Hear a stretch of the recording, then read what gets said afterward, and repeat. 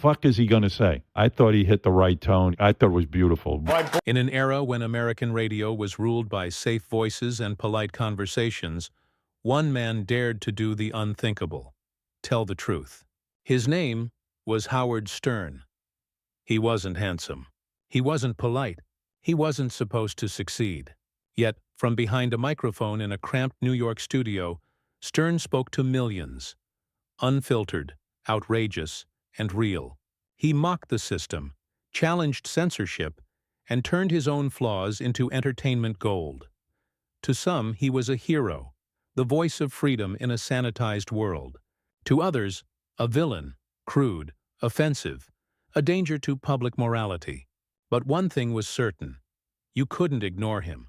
How did a shy, awkward kid from Queens become the king of all media, a man both feared and adored? And what did that rise to fame cost him?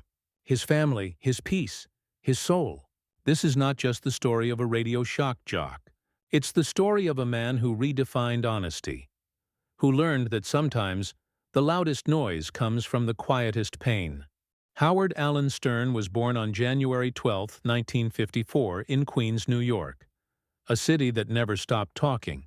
But inside his childhood home, the noise was different. His father, Ben Stern, was a recording engineer at a radio station, a man of precision, discipline, and temper. His mother, Ray, was warm but anxious, often lost between affection and worry. In that mix of love and chaos, young Howard learned two things: to listen carefully and to escape into imagination. At school, he was the quiet kid, tall and awkward, with thick glasses and a deep discomfort around others. He didn't fit in. Not with the cool kids, not with the tough ones. But when he got his hands on a microphone, a small toy one his father brought home, something changed. Alone in his room, he would mimic radio hosts, perform fake interviews, and invent entire shows only he could hear. The microphone became his shield, a portal to a world where confidence wasn't punished. It was celebrated. Still, beneath the laughter, there was fear. His father's voice often thundered through the house. "Shut up! You don't know what you're talking about." Those words burned deep, shaping the rebellious defiance that would later define his career. Howard wasn't born brave. He was born scared, and spent a lifetime fighting that fear with honesty. By the time he reached high school, Stern already knew his destiny wasn't in numbers or books. It was in voices. He wanted to speak, to be heard, to say what others were too afraid to say. No one could have imagined that the shy boy mumbling into a plastic mic would one day command an empire by daring to never shut up again. After graduating from Boston University in 1976 with a degree in communications, Howard Stern was ready, or so he thought, to conquer the airwaves. But success didn't come easily.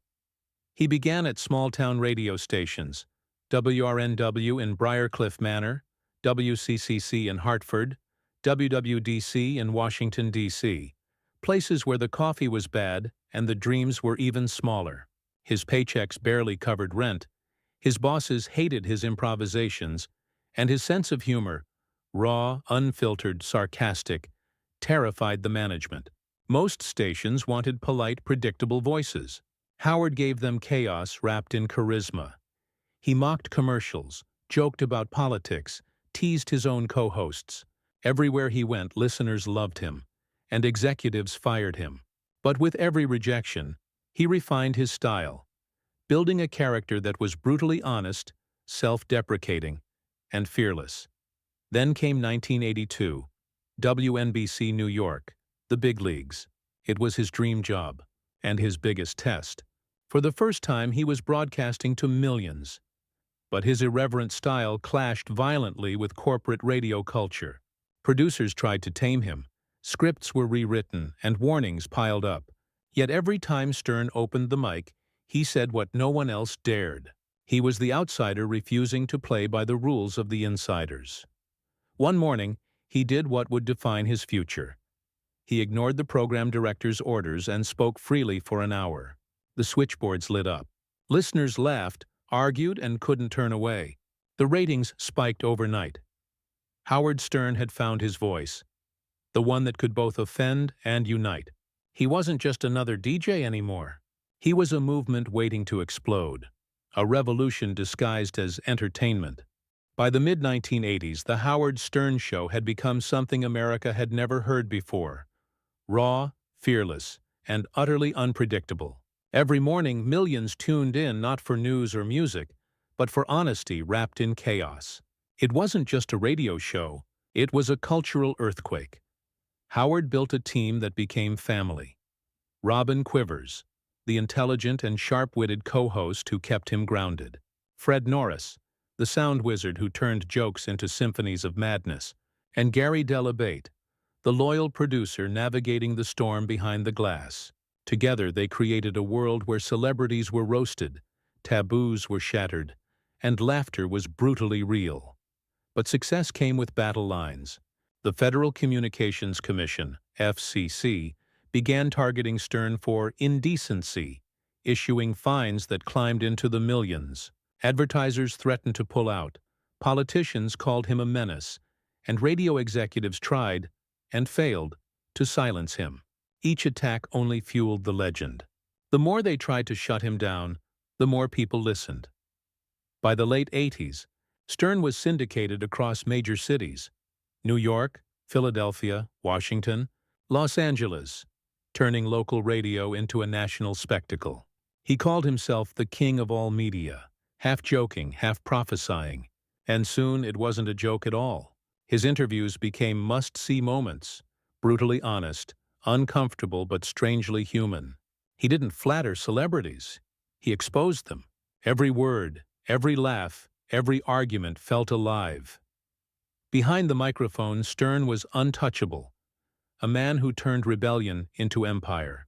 But behind the curtain, he was still fighting fear. Of failure, of loneliness, of becoming the very thing he mocked.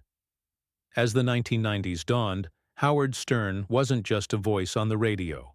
He was a phenomenon, both worshipped and despised, standing at the crossroads of fame and infamy. And while America debated whether he was genius or garbage, Howard Stern simply turned up the volume. The 1990s were the age of Howard Stern. His voice ruled the mornings of America. From New York to Los Angeles, millions began their day with laughter, shock, and the unmistakable sound of rebellion. Every insult, every confession, every outrageous stunt became front-page news. He wasn't just a broadcaster anymore, he was the story. In 1993, his autobiography, Private Parts, hit bookstores, raw, raunchy, and brutally honest. Critics dismissed it as trash. Readers made it a #1 New York Times bestseller. 3 years later, Stern starred in its film adaptation, Private Parts, 1997, playing himself in a cinematic retelling of his own chaos.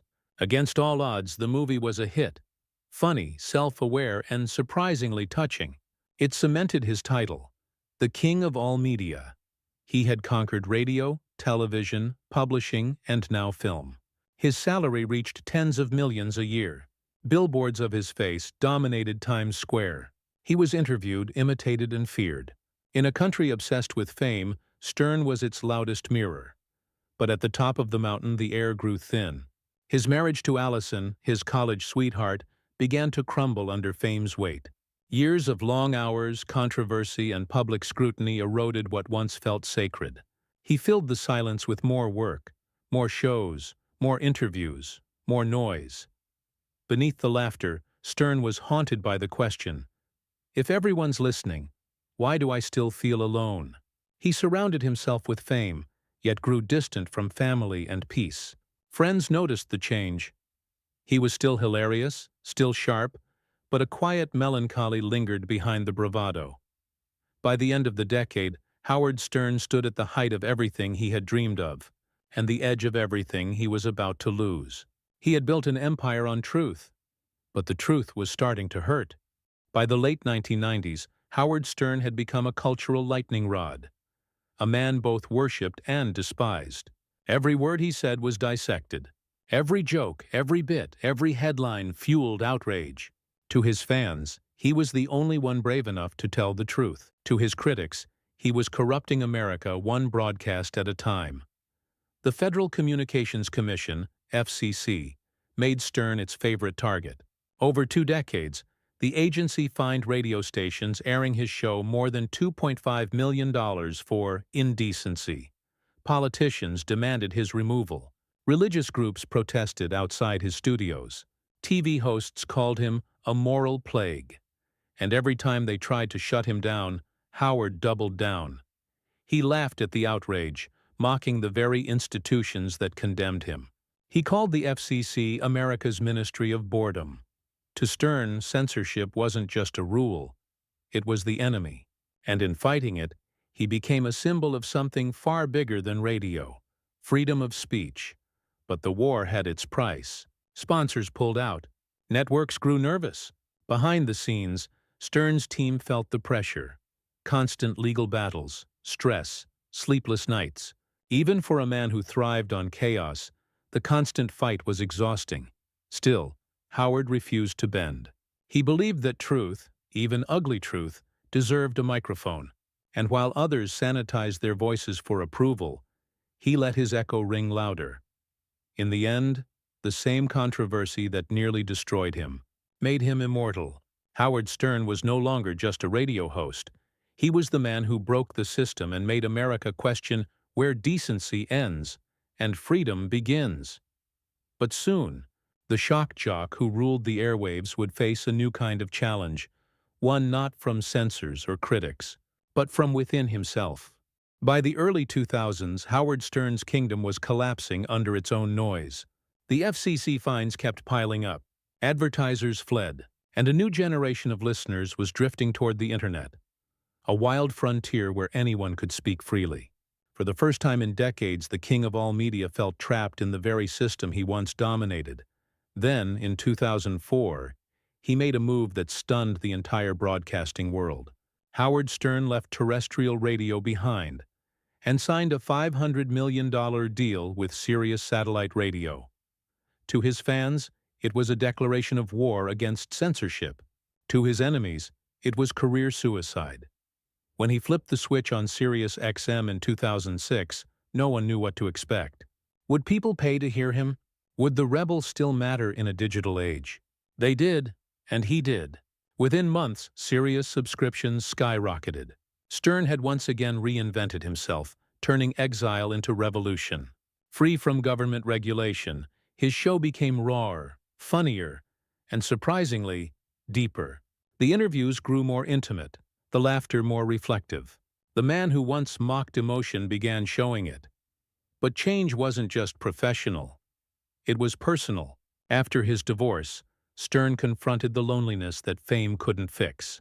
He discovered therapy, meditation, and painting, finding peace in the silence he once feared. He remarried, rebuilt his relationships, and learned to listen more than he talked. The shock jock who once shouted to be heard had evolved into a man who understood the power of quiet. In the process, he proved that rebellion isn't just about breaking rules. It's about breaking patterns. Howard Stern was no longer just shocking America. He was teaching it that even the loudest voices can learn to heal. Today, Howard Stern stands as one of the most influential and misunderstood figures in American media history. From the boy hiding behind a toy microphone to the man commanding millions of listeners, his voice has echoed through 5 decades of cultural change. He was called vulgar, offensive, even dangerous. Yet beneath the noise, he gave people something few entertainers dared to offer: truth. Through laughter, discomfort, and brutal honesty, he made America confront itself, its obsessions, insecurities, and hypocrisy. Over time, the very thing that made him controversial became what made him timeless. He turned confession into connection. He made imperfection feel human. And when the world shifted toward podcasts and on-demand content, Stern was already there, a pioneer who paved the way for unfiltered voices everywhere. But perhaps his greatest transformation wasn't on the air, it was within. The man once addicted to controversy now speaks of therapy, humility, and compassion. He still interviews celebrities, but now with empathy instead of mockery. He asks about pain, childhood, fear, because he's lived it all. Howard Stern's legacy isn't just shock radio. It's evolution. It's the courage to change while staying true to the self beneath the performance. He spent a lifetime speaking so others could be heard, and in doing so, he found his own humanity. The once angry rebel became something greater, a teacher, a survivor, a man finally at peace with his voice. From the cramped radio booths of Queens to the billion-dollar studios of Sirius XM, Howard Stern's journey is more than a story of fame. It's a story of defiance, transformation, and redemption. He broke every rule, angered every critic, and somehow became the voice of a generation. He taught us that honesty can be ugly, that humor can heal, and that sometimes the only way to find yourself is to stop pretending. The kid who once hid behind his microphone became a man who used it to speak truth, not just about the world, but about himself. In the end, Howard Stern didn't just change radio, he changed the conversation. He made people laugh, think, and feel something real in a world built on performance. Because in every age, there's someone brave enough to say what others won't. And sometimes, that voice doesn't just echo through the airwaves, it echoes through time. Subscribe for more untold Hollywood journeys, where truth meets legend.